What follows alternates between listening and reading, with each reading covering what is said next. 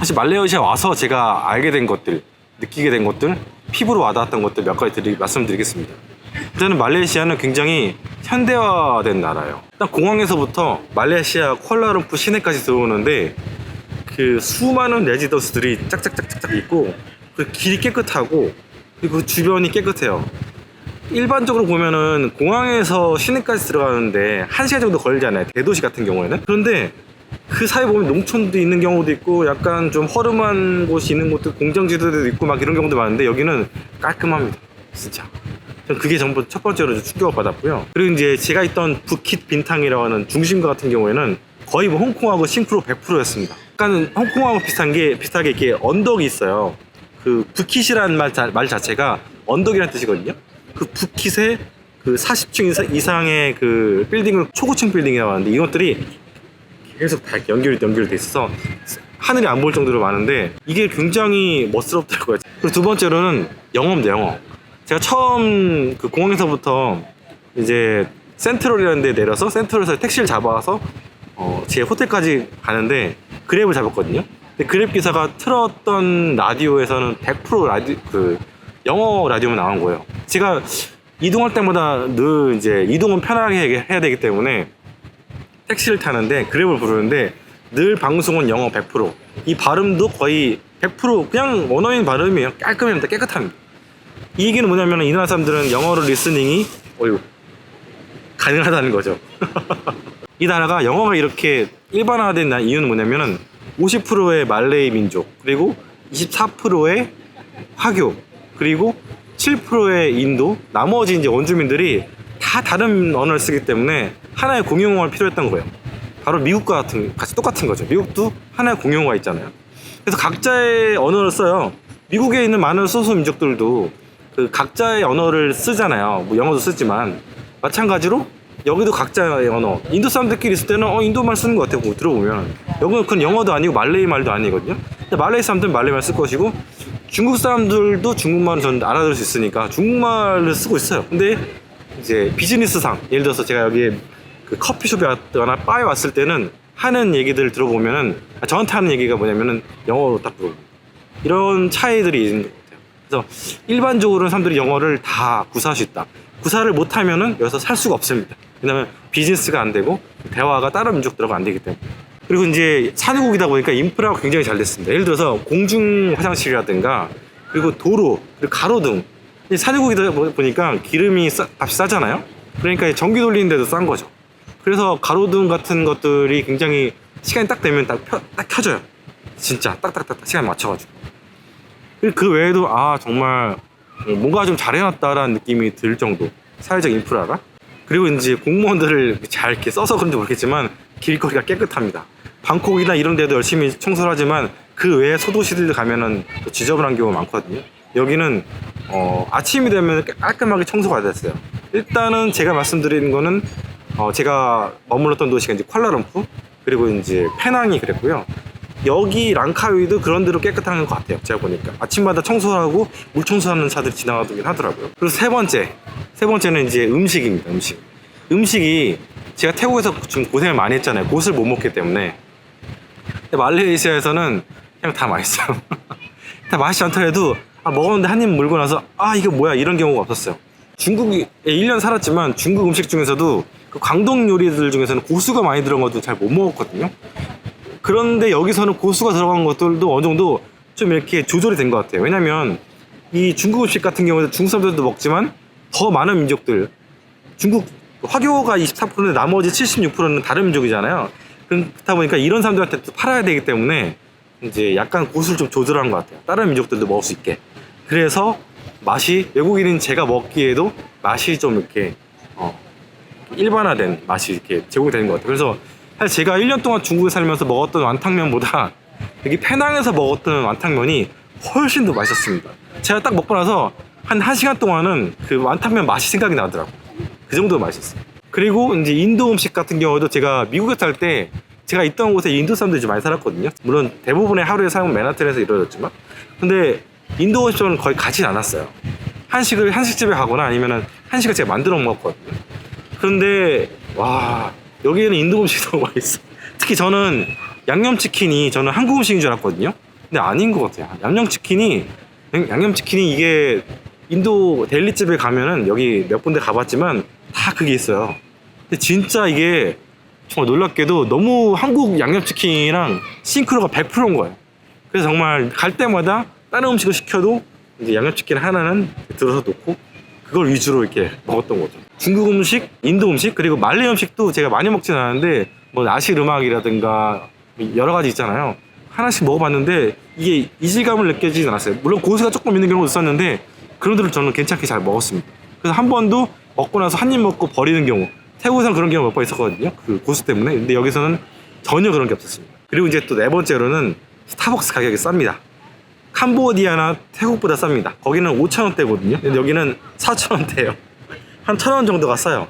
이게 왜 그러냐면은 여기는 이제 그런 나라들하고 다르게 캄보디아가 한 1인당 국민소득이 한 2,000불대, 그리고 태국이 8,000불대, 여기가 12,000불일 거예요. 그러다 보니까 여기 스타벅스는 어딜 타겟으로 장사를 하냐면 외국인이 아니라 그 현지인들을 향해서 장사를 하는 거죠. 그래서 4,000원대에 스타벅스를 파는 겁니다. 근데 그 태국이라든가 이제 캄보디아 같은 경우에는 그게 안 되나 봐요. 그러다 보니까 타겟을 외국인들 대상으로 파는 거고, 그래서 캄보디아에는 매장 수가 많지 않아요.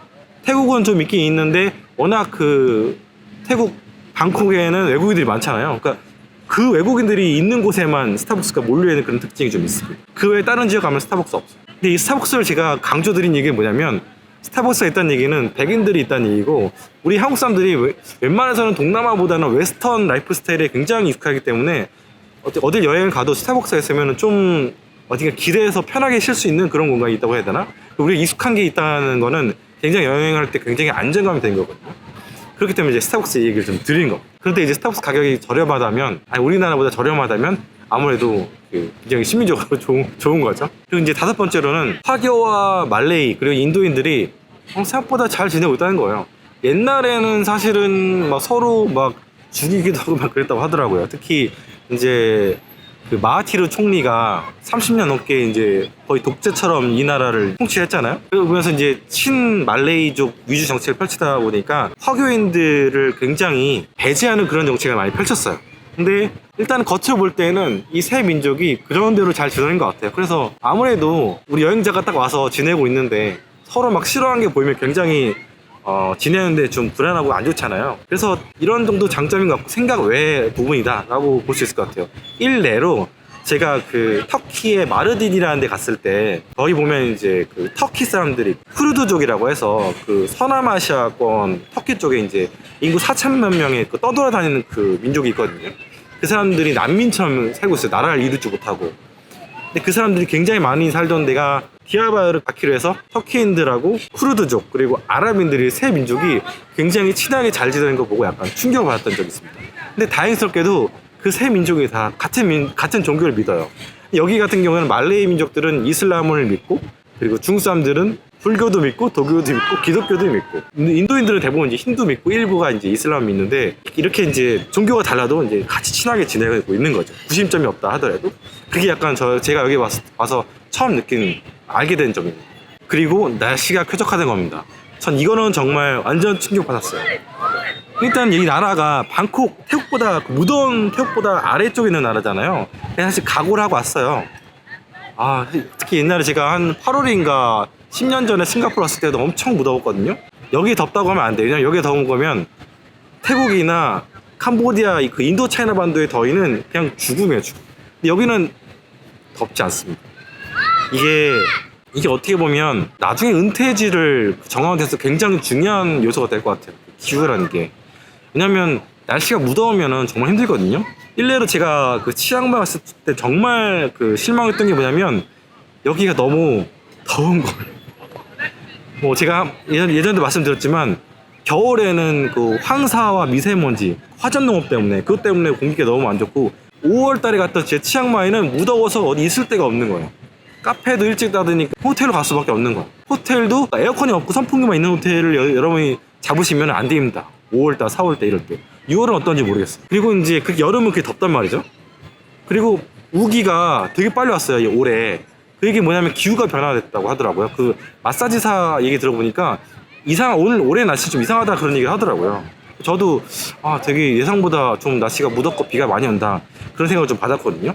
예전에는 한국 사람들이 여기 치앙마이가 뭐 한 달 살기의 전당이다, 뭐 은퇴 비자 받아서 살기 되게 좋은 도시다 얘기를 하는데 지금 겨울하고 봄이 이렇게 덥고 춥고 미세먼지가 심하면 어떻게 살겠나 그런 생각이 들어서 정말 저의 추억의 그 치앙마이가 이렇게 지워지더라고요. 근데 제가 설명이 너무 길었는데 말레이시아는 정말 정말 충격받았어요. 특히 제가 그 케다라는 곳에서 있을 때 너무 날씨가 시원하고 좋아서 해는 좀 강한데 그늘이면은 괜찮아요. 그리고 시원한 바람이 싹 들어오더라고요.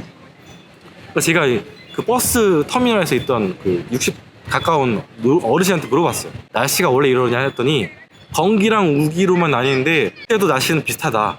그냥 건기 때는 비가 잘 안 오고 지금 같은 우기 때는 이제 비가 하루에 몇 차례 오는데 금방 오다 지나간다 이렇게 얘기를 하시더라고요. 말레이시아는 영어도 잘 통하지, 날씨도 좋지, 음식도 잘 맞지, 물가도 아직까지 싸지. 물론 다른 동남아 다른 국가들에 비해서는 조금 위에 있지만 그래서 살기가 좋구나 그런 생각을 받았습니다. 그리고 약간 살짝 충격받았던 건 뭐냐면은 인터넷이 느린 거예요. 인터넷이 특히 이제 스타벅스 같은 데 가면 우리나라는 뭐 한 서너 시간 해도 안 끊기잖아요. 끊겼다가 다시 재접속하면 되잖아요. 근데 이 나라는 2시간 쿠폰도 받아야 되고 2시간 사용하고 나면 끊겨요. 그래서 이제 테더링을 하거나 가서 하나만 더 달라고 막 얘기를 하거나 그래야 되거든요. 그게 단점인데 근데 이것도 느리단 말이죠. 제가 그 유튜브 업로드하는 것도 스타벅스에서 못하고요. 호텔도 빠른 데가 있고 안 빠른 데가 있을 거 아니에요. 빠른 데에서 한꺼번에 올리면 돼요. 이렇게 쭉쭉쭉쭉. 그래서 그런 단점이 있습니다. 대신 장점이라고 하면은 한 달에 그 12기가짜리가 그 11,000원 정도 하거든요. 35링깃 정도 하거든요. 근데 이게 이제 소셜미디어, 예를 들어서 유튜브나 틱톡, 페이스북, 인스타그램 같은 경우는 무제한 이런 플랜이 있어요. 그러니까 우리가 주로 이제 인터넷을 사용하는 게, 폰 사용하는 게 주로 그런 것들이잖아요. 거의 무제한이라고 보시면 될 것 같아요. 저 같은 경우에도 12기가짜리를 처음에 개통을 했는데 한 달 쓰고 나니까 10기가 정도 사용한 걸로 되더라고요. 근데 거기에 이제 유튜브라든가 페이스북 이런 것들은 해당이 안 되고 다 이제 가면 안 된 거죠. 네, 벌써 밤이 됐습니다. 정말 아름다운 일몰이 아닌가 싶습니다. 저 같은 경우는 여기 체낭비치에는 8일 정도 있을 것 같고요. 이제 하루가 지났고 오늘 이제 이틀째거든요. 이제 6일 정도 더 이제 이런 멋진 뷰를 볼 수가 있을 것 같아요. 밤마다 여기 와서 이렇게 멋진 일몰을 보러 나올 것 같아요. 물가는 조금 비싸긴 해요. 여기가 한식 같은 경우에도 다 10,000원이 넘고, 그래서 그게 좀 단점이긴 한데 어쨌든 말레이시아 같은 경우에는 관광의 재미는 사실은 태국이 더 낫습니다.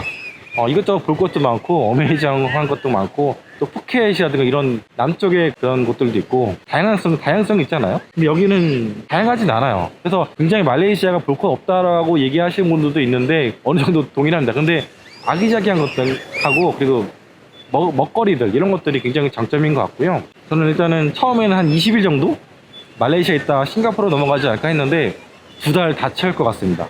네, 그 정도로 매력이 있는 곳이고요. 여러분도 언젠가 기회가 되신다면 태국은 많이 가보셨을 거고 인도네시아도 이제 발리를 비롯해서 여러 군데 가셨을 거 아니에요.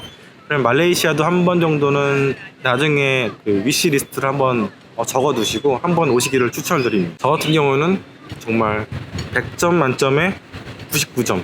왜냐면 마사지가 태국보다 2~3배 비싸기 때문에 99점을 주고 태국에서 2달 버틴 것만큼 여기서도 2달을 잘 지내다 가야 될 것 같습니다. 감사합니다.